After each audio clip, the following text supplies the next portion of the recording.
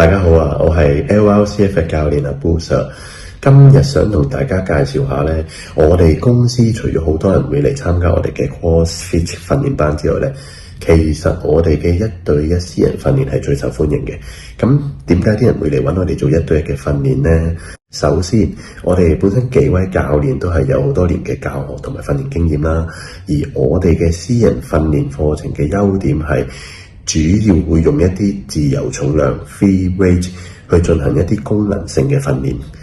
而唔同出邊會好多時用一啲較為簡單啲嘅 machine 器械去做訓練啦。當然用 free weight 去進行訓練係會難啲嘅，但係正正都係因為咁先更加需要一個專業嘅教練去幫你。咁而用 free weight 去進行功能性訓練，可以有效咁令到學員提升佢哋嘅身體素質，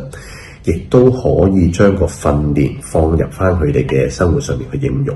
又或者係提升佢哋嘅運動表現。咁而唔係單純一啲肌肉嘅訓練，或者係一啲短期嘅瘦身效果啊。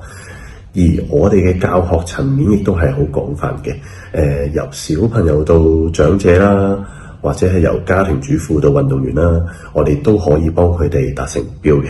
而我哋嘅教學內容亦都係相當全面嘅。一般問題例如改善姿勢啊，改善肌肉不平衡啊，改善活動度柔韌性啊，又或者係一啲痛症嘅舒緩啊，又或者係一啲復康嘅訓練啊，我哋都會有嘅。而亦都會有一啲針對性嘅訓練，例如係改善長者嘅生活品質嘅訓練啦，又或者提升運動員嘅運動表現嘅訓練啦，我哋都會有嘅。咁訓練方面可以係由一啲簡單嘅自身體重運動，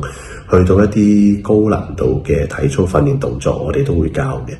又或者係由一啲基礎嘅肌力訓練，甚至去到一啲複雜啲嘅奧運舉重訓練，我哋都會教嘅。我哋教練亦都會因應唔同客人嘅水平去安排一啲合適嘅訓練俾佢哋，令到佢哋可以更有效率咁去進步。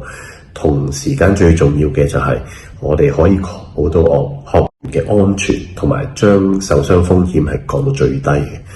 咁除咗訓練上邊，我哋都會教佢點樣喺營養、休息、壓力管理呢幾方面做好啲，令到佢哋可以建立一個健康嘅生活習慣同埋訓練習慣，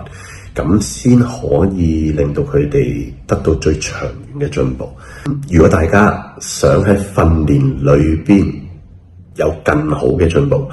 又或者喺健身訓練裏邊遇到咩問題，